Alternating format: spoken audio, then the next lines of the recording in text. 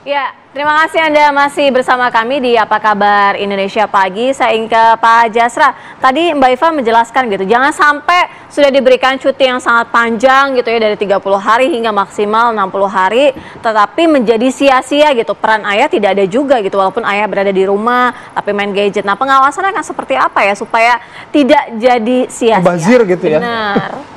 Kita punya pengalaman selama COVID itu kan bekerja di rumah kan, online gitu ya. Full gadget juga tapi kan. Gadget gitu ya. Nah, saya kira instrumen itu kan bisa dipakai ya. Makanya tadi peraturan ini kan harus ada semacam pedoman.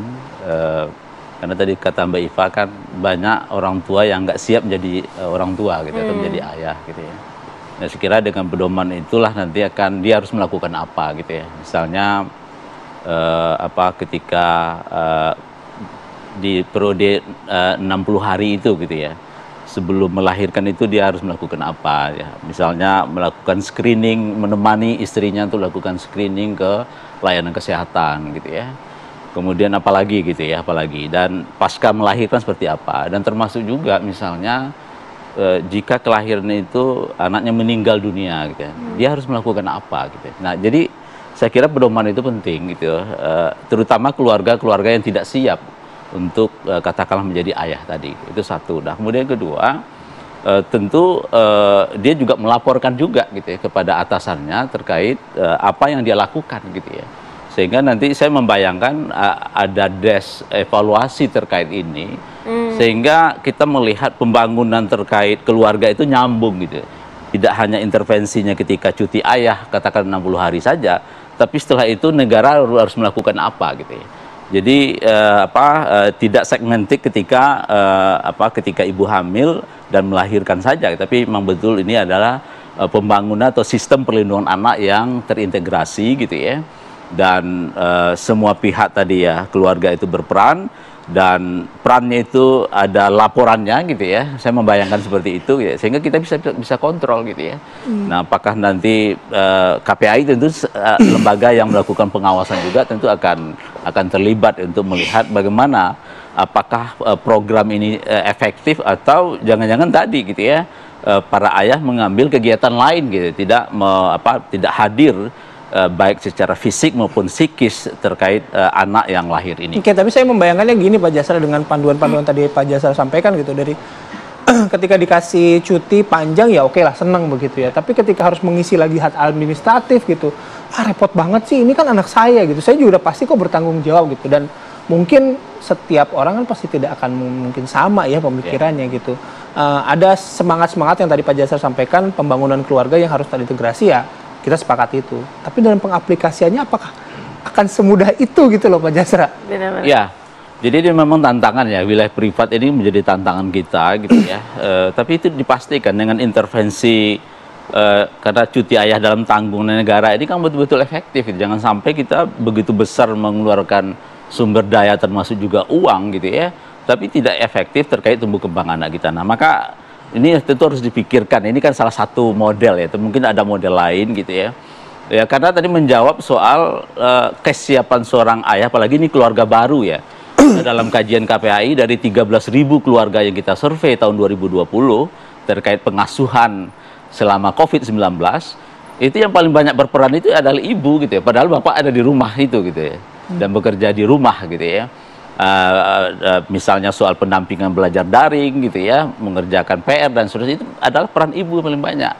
Dan ternyata kita lihat lebih jauh lagi, dari 13.000 keluarga ini hampir 60% tidak tahu bagaimana cara mengasuh anak secara baik, tidak terpapar bagaimana parenting yang disampaikan oleh Mbak Iva tadi gitu ya. Nah, ini memang satu tantangan yang tidak mudah gitu ya. Tapi dengan intervensi seperti cuti ayah ini, kita setidaknya ada progres memastikan bagaimana setiap anak yang lahir, selama ini kita mengenal ada gizi seimbang, sekarang ada pengasuhan seimbang. Keterlibatan ayah penting, keterlibatan ibu penting. Kedua karakter ini sangat penting untuk tumbuh kembang anak kita di masa depan. Oke, bayangan saya sih ketika tadi Pak Jasra menyampaikan itu menjadi model begitu ya. Ketika parenting gitu, orang tua baru kan, gini, kita tidak punya akses untuk mencari ilmu parenting yang baik dan benar itu yang mana? Benar. Artinya gini, kita harus mencari sendiri, mandiri kan gitu. Nah negara perlu juga tidak memfasilitasi itu loh Mbak Iva gitu. Terutama misalnya mereka-mereka yang baru mau menikah, kemudian gimana sih cara parenting yang benar? Dikasih gitu. sosialisasi gitu ya? Iya gitu ya? Mungkin terus kalau misalnya anaknya baru ngelahirin, istrinya baru melahirkan, mengganti popok, memandikan dan lain sebagainya, kan tidak semua orang punya akses itu gitu loh Mbak Iva. Perlu nggak negara juga hadir di situ? Oke, sangat perlu Mas. Jadi sekarang malah justru ada beberapa perusahaan yang sudah menggunakan memanggil ahli-ahli parenting untuk masuk ke kantornya untuk mengedukasi baik ibu maupun bapak dan pasangan, sehingga komunikasi pasangannya juga bagus. Jadi misalnya nih, minggu ini ibu-ibu aja, minggu depan bapak-bapak aja, mereka mengungkapkan perasaannya, apa yang mereka takutkan, apa yang mereka khawatirkan, apa yang menjadi fokus dalam kehidupannya. Nanti ada pertemuan di mana si ibu itu dihadirkan juga gitu. Jadi komunikasi pasangannya juga bagus gitu ya. Karena apa? Karena ini adalah tanggung jawab mereka kan. Karena mereka ketika mau punya anak, mereka berdoanya minta ampun gitu ya. Tapi ketika mereka melakukan pengasuhan dan sampai mengembalikan kepada Yang Maha Kuasa, harusnya lebih bagus dong. Tapi nyatanya kan hari-hari sekarang ini ayah ada tapi tiada gitu ya. Ada di rumah ayahnya tapi tidak hadir dalam keluarga itu. Sehingga kemungkinan hasil dari anak yang kehilangan pengasuhan ayah ini menjadi semakin besar tingkat delinkuensinya, tingkat penyimpangannya itu. Nah, kenapa tingkat delinkuensi ini semakin banyak? Karena 4 hal ini yang tidak dilakukan. Yang pertama aturan, yang kedua sosialisasi, yang ketiga fasilitasi, yang keempat sanksi. Aturan sudah jelas ini mau dibuat, sosialisasi juga pasti disosialisasikan. Hanya masyarakat mau mendengar atau enggak, kaget atau enggak. Pastinya kaget ya, segala sesuatu kalau baru itu pasti kaget. Pasti responnya ada yang positif, ada yang negatif gitu ya. Bahkan kemarin aja harusnya kita berterima kasih dengan peristiwa pesawat kemarin itu kan membuat ini menjadi semakin matang. Oh, yang gitu pilotnya tertidur karena harus membantu istrinya. Iya, betul. Padahal kalau kita lihat itu adalah suatu tanggung jawab sebagai seorang ayah, sebagai seorang laki, ya kan, sebagai seorang suami, itu kan keren. Tapi banyaknya dari para yang komen itu, para komentator atau netizen itu menyampaikan bahwa dia kan kaya, kenapa dia tidak menyewa neni gitu, atau babysitter gitu. Padahal tugas pengasuhan itu adalah ibu dan bapaknya gitu ya. Karena bondingnya itu kan harus dengan dilakukan secara nyata. Dan insting seorang bapak itu harus dilatih dari anaknya itu lahir sampai dia besar. Dan harus dipelihara. Pemeliharanya bagaimana? Harus dengan interaksi yang kuat dengan anaknya. Terus membentuk anak itu menjadi baik itu dengan karakter bapaknya yang diperbaiki pula gitu loh. Sehingga memperbaiki keluarga itu memperbaiki semuanya. Bukan mengasuh anak, tapi memperbaiki perilaku ayah dan ibu karena mereka adalah panutan dari anak-anak. Mbak Iva, dari permasalahan yang Mbak Iva sering tangani gitu, yang mendengar juga, sebenarnya yang dibutuhkan itu peran ayah yang seperti apa gitu? Peran ayah yang dibutuhkan anak-anak itu menurut hasil di lapangan, ayah yang asik. Ayah yang rekreasi ke dunia anak, mendengarkan anak ngomong, nggak memotong anaknya ngomong, nggak sok tahu gitu. Jadi kalau anaknya kayak temen aja berusaha gitu. Pun ketika anak menyampaikan sesuatu yang menakutkan bagi kita, misalnya, ayah tadi teman aku ngajak aku ngerokok dong gitu ya. Bisa jadi ayahnya gini, kamu jadi apa gitu.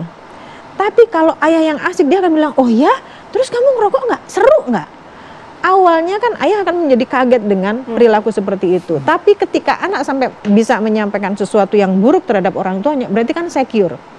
Satu poin, ketika anak bisa menyampaikan dengan baik, kita tahu isi kepala anak itu.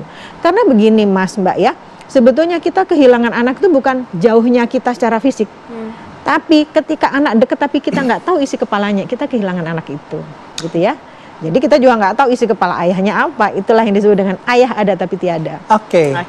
Menarik ya, ini ilmunya banyak banget nih. Saya seperti tertampar sebagai seorang ayah. Mbak Iva, makasih. Pak Jasra juga terima kasih ya. Ini menjadi mungkin menjadi model awal yang bisa diapresiasi dan juga bisa diaplikasikan di berbagai sektor. Jadi harapannya kan tidak hanya pada ASN saja gitu.